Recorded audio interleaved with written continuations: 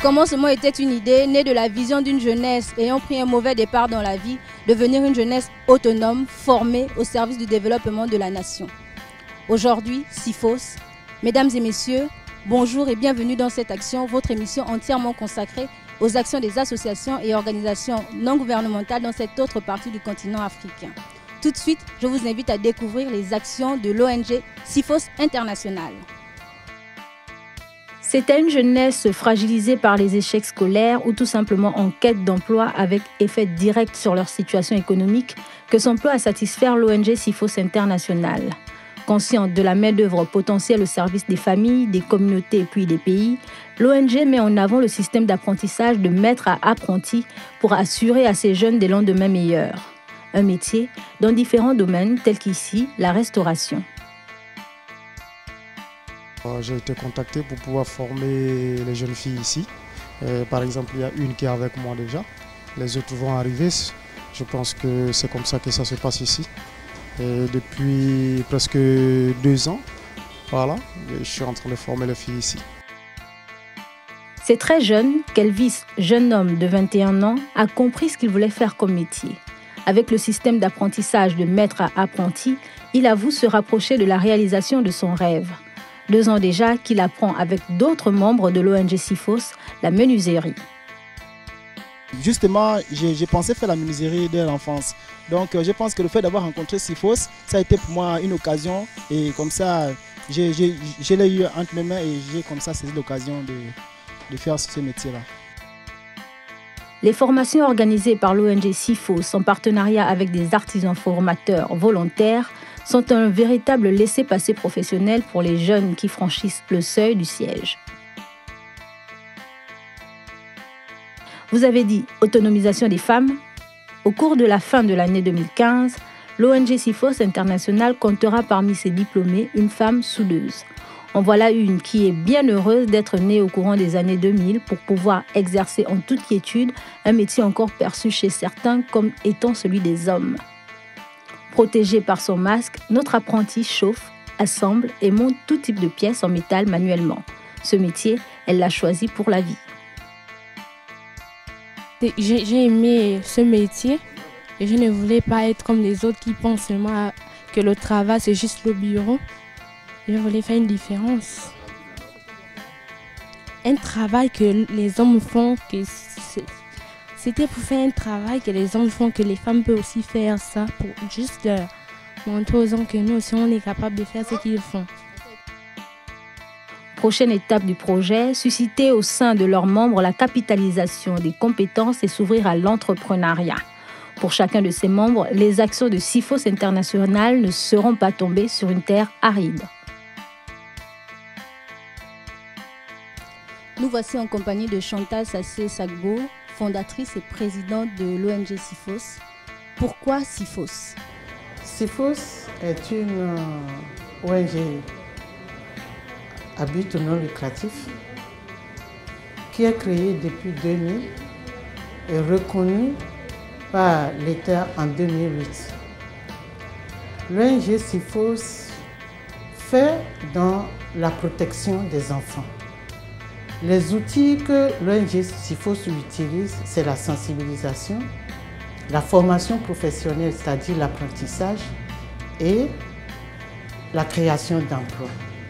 Donc, pour sensibiliser dans le cadre de vulgariser les conventions et les lois de l'État gabonais, nous allons vers les communautés les plus concernées de la traite pour les sensibiliser, leur présenter ce que fait SIFOS pour protéger ces enfants. D'accord. Concernant les enfants des rues, nous interpellons les parents, les autorités locales et les enfants eux-mêmes afin de créer une synergie entre parents, enfants, autorités locales. Et c'est par ce moyen, ce réseau, que SIFOS arrive à identifier les enfants. Qu'est-ce qui vous a motivé à mettre en place cette ONG-là, Voilà. au départ? Cette ONG, je l'ai mise en place parce que dans le quartier où je me trouvais, il y avait des jeunes filles qui traînaient à longueur de la journée sans rien faire. Et où la journée, on ne les trouve pratiquement pas. Mais la nuit, tu les vois s'habiller pour sortir. Et par les enquêtes, en les approchant, j'ai parlé avec d'autres qui, bon, en conclusion, au fait, ils sont déscolarisés ou n'ont jamais été à l'école. Et pour cela, il faut faire quelque chose. Moi, j'avais mon institut qui faisait dans la formation professionnelle, mais uniquement l'esthétique et la coiffure. Donc, SIFOS a commencé dans la formation par ces deux formations, esthétique et coiffure. Et après, la demande a été très grande. Les enfants ont commencé, au lieu de me demander ce que j'ai, ils ont commencé par me demander comment il faut faire pour leur trouver d'autres formations. Donc, par là, SIFOS a essayé de recenser les gens, et les centres et les artisans qui peuvent adhérer à notre projet, et ainsi ceux qui ont signé de partenariat avec SIFOS reçoivent les enfants identifiés et les forment pendant 2 ans. Pourquoi avoir intégré l'aspect gratuit en fait à vos formations au sein de SIFOS? Parce qu'il faut le dire, oui, les formations au sein de SIFOS sont gratuites. Oui. Si la famille n'a pas les moyens et pour cela l'enfant n'a pas pu aller à l'école, leur demander de payer avant de former ses enfants serait difficile. Donc, qu'est-ce qu'on a fait? On a essayé de s'appuyer sur les formateurs, les artisans qui veulent, on leur a donné une stratégie qu'ils ne vont pas rester sans pouvoir gagner s'ils forment nos enfants. Et ceux qui sont d'accord avec la stratégie ont signé un partenariat avec nous, ont accepté alors de former ces enfants gratuitement. Parce que demander à quelqu'un qui n'a pas mangé toute la journée de payer sa formation, c'est de lui dire « tu ne seras jamais rien ». D'accord. Et pendant qu'il fait la formation, son statut ne change pas. Il continue à venir faire la formation sans être nourri. Comment est-ce que cela se passe? Voilà. Pour ne pas trop faire dépenser les parents, on a essayé d'identifier les formateurs presque dans tous les quartiers. Cette approche de ramener les enfants, de ramener les formateurs proches des enfants fait qu'il y a moins de dépenses. Bon, les enfants ne restent pas aussi sans être rémunérés. Nous ne voulons pas seulement mettre rémunération devant, parce que nous voulons éliminer cette pensée des jeunes qui est la facilité. Mais par contre, quand l'enfant commence sa formation, le formateur sait que l'enfant qui est avec moi à midi doit manger. Donc, il donne le repas de midi ou de l'argent pour aller se procurer. Et d'autres le font par semaine, d'autres le font par mois. Un peu d'argent pour pouvoir laver ses habits pendant le week-end avant de revenir lundi matin. Donc, nous ne voulons pas le dire, mais ça se fait, la rémunération. Mais on laisse l'enfant découvrir. On veut voir combien, jusqu'à quel temps il est patient, il a envie de faire, il a la volonté. Et c'est quand il a la volonté de commencer, de persévérer, il découvre que derrière ça, il y a quand même quelque chose qu'on gagne. Alors, quelle est la durée de ces formations en général? Nous ne voulons pas former les enfants à peu près. C'est-à-dire qui fait du bricolage. Du bricolage, non. Nous voulons vraiment les enfants professionnels. Alors, au moins 2 ans. Avant, quand SIFOS a débuté, on formait les enfants pour 3 ans. D'accord. Donc, Madame Sassé, pour pouvoir participer et jouir des services de SIFOS, en fait, il faut déjà avoir le statut d'enfant plus ou moins défavorisé. Voilà. Mais quelle est la tranche d'âge? La tranche d'âge, c'est de 16 ans à 25 ans. À 25 ans. Mais il nous arrive que l'enfant a 30 ans et on trouve que c'est... À 30 ans, madame, c'est plus un enfant, quand même. Oui. Ou bien en C'est tant pas que un mère... enfant. Bon, oui. Bon, je suppose qu'il arrive qu'il y a des jeunes qui ont 30 ans, mais vraiment, tu le sens dans le besoin, on les accepte. Eux, ils deviennent membres pour profiter des opportunités de SIFOS. Alors, quelles sont les personnes qui vous accompagnent tout au long de vos actions? Parce qu'il y en a, je suppose, vous n'êtes pas toute seule à mener ces œuvres-là. Oui, c'est vrai. Avant de répondre à votre question, je vais ajouter un programme. Je vais vous dire qu'on a ajouté un programme l'année passée pour qu'on sache que SIFOS pense à tous les enfants. Nous avons intégré dans notre programme un programme de réintégration dans son pays d'origine. C'est-à-dire un enfant gabonais qui ne se retrouve plus à l'étranger parce qu'il a faussé sa base, il a laissé le temps le bousculer. Il veut revenir au pays, mais il ne sait pas comment revenir parce qu'il est sans qualification ou il a honte de revenir. Nous avons identifié un partenaire en Suisse pour ceux qui sont en Suisse et que s'il y a des volontaires qui veulent revenir, on fait leur projet, on présente à ce partenaire et ce partenaire nous donne les moyens. Dès qu'il arrive, on le réintègre dans son pays d'origine par rapport à ses qualifications. Mais s'il n'a pas de qualification, SIFOS le récupère, met le projet en place et lui donne les moyens de compétences pour qu'il puisse gérer son affaire. D'accord. SIFOS est aujourd'hui une ONG internationale. Comment s'est donc déroulée la mise en place de ces représentants dans les différents pays? Bon, aujourd'hui, il y a déjà des antennes dans 2 autres pays, à part le Gabon. C'est le Bénin et le Niger. Et les 2 Congos sont en train de se mettre en place. Quand le pays demande SIFOS de s'installer, on passe par une ONG qui fait à peu près la même chose que nous. On essaye de lui donner les renforcements de capacité, c'est-à-dire l'approche de SIFOS, et il installe un bureau de SIFOS. Le bureau de SIFOS commence par vendre ses actions en mettant en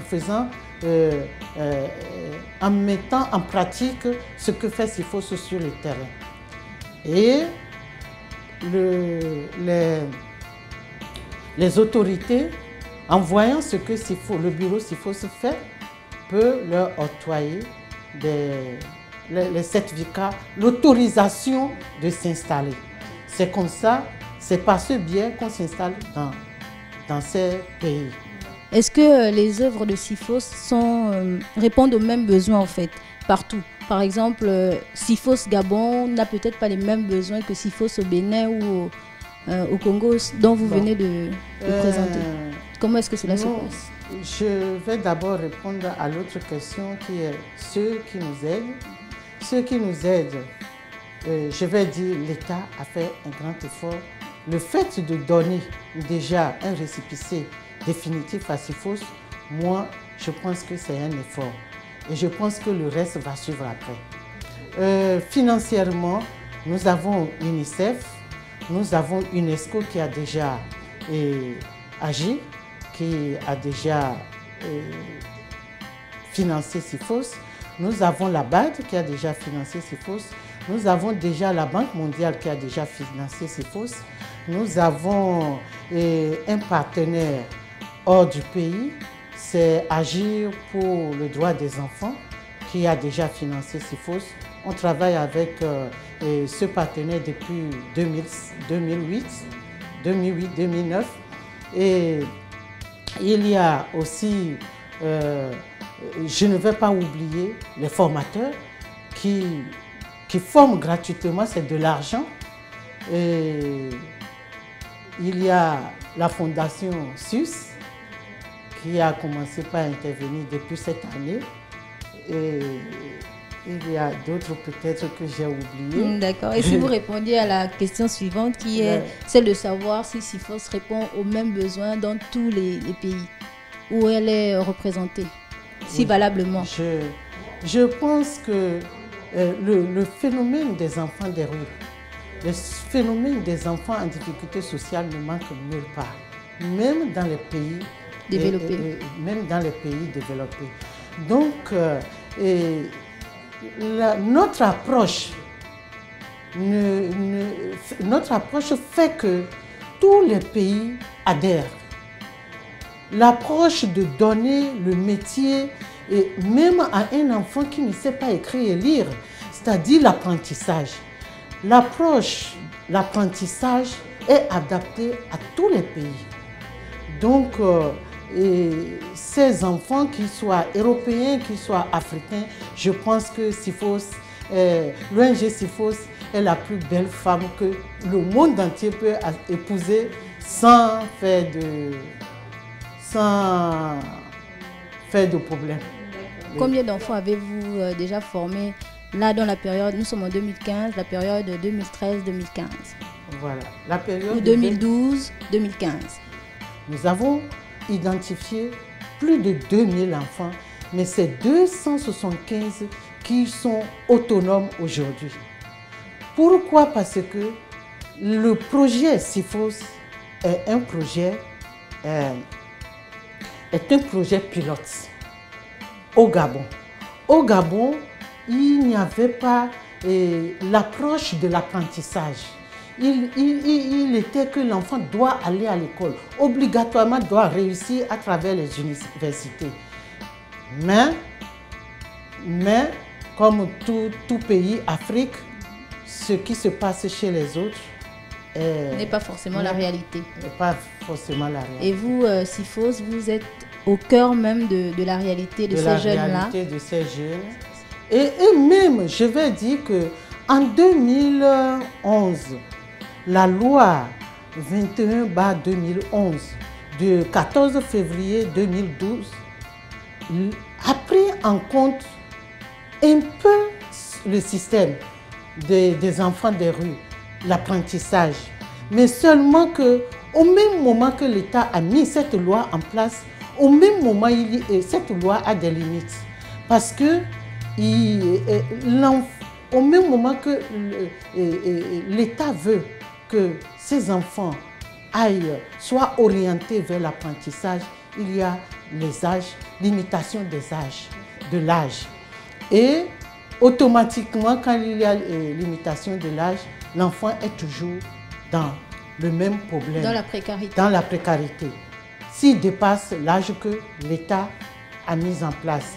Alors, ce qui a poussé même SIFOS à rentrer dans les établissements, proposer dans les établissements publics les enfants en difficulté scolaire.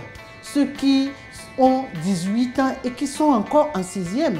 Nous avons trouvé même les 25 ans en 4e. Donc ceux-là qui ne peuvent plus passer ce test, nous on les récupère. On rentre, on a travaillé beaucoup avec le CS Midoubé, Raymond Bouka. On a au moins identifié près de 15 enfants qui sont en formation, qui vont finir bientôt là, qui sont en difficulté scolaire. D'accord. Et SIFOS, vous ne vivez pas des difficultés dans le quotidien de la mise en place de vos actions, non? Quelles sont ces difficultés-là? L'État qui en même temps sait qu'on fait de bonnes choses, mais qui ne pousse pas totalement le projet. Je dis épouser totalement le projet quand l'État va savoir que SIFOS est une machine mise en place qu'il peut utiliser pour éliminer les enfants, éliminer la précarité dans les rues. C'est une difficulté. Nous avons travaillé beaucoup avec les directions mises en place pour ces enfants, mais notre but, c'est vraiment qu'ils prennent en charge, pas en tant que tel financièrement, mais une subvention pour SIFOS par exemple, et la reconnaissance, c'est-à-dire viser régulièrement, ce n'est pas temporellement. Parce que je dis temporellement parce que si c'est une organisation internationale qui demande à SIFOS que voilà, identifie tel nombre d'enfants et former, la formation professionnelle donne les attestations. Et par contre, ces enfants ne sont pas formés pendant 2 ans. Mais la formation professionnelle arrive quand même à donner des attestations. Mais les enfants qui ont eu la volonté de quitter les rues et faire 2 ans de formation, et il faut négocier, renégocier pour que la formation professionnelle fasse quelque chose. Ces recommandations, vraiment, je veux que l'État voit l'approprie en fait. S'approprie de ce projet, voir la capacité de SIFOS et s'approprier de ce qu'on fait pour vraiment réagir et faire sortir beaucoup d'enfants d'ailleurs de la précarité. Alors je pense que nous on est avec l'État et je veux que l'État soit pleinement avec nous. Vous êtes avec l'État mais vous travaillez également avec d'autres ONG? Oui, nous travaillons avec d'autres Alors ONG. Quels sont vos rapports, vos relations avec ces autres ONG Ces ONG sont en quelque sorte les fournisseurs aussi des enfants en précarité. Parce qu'ils identifient des fois les enfants, mais ne savent pas quoi faire avec. Et surtout où les mettre, peut-être. Ou surtout où les mettre. Et nous, en tant que SIFOS, on a des formateurs. C'est les enfants formés qui manquent. Pourquoi? Parce qu'il y a ce moyen de facilité qu'ils ne trouvent pas là-bas. Ils pensent qu'aller dans la rue, soutirer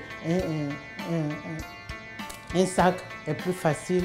Mais je pense que et les parents et l'État, si on se met ensemble pour relever ce défi, je pense que tout ira bien.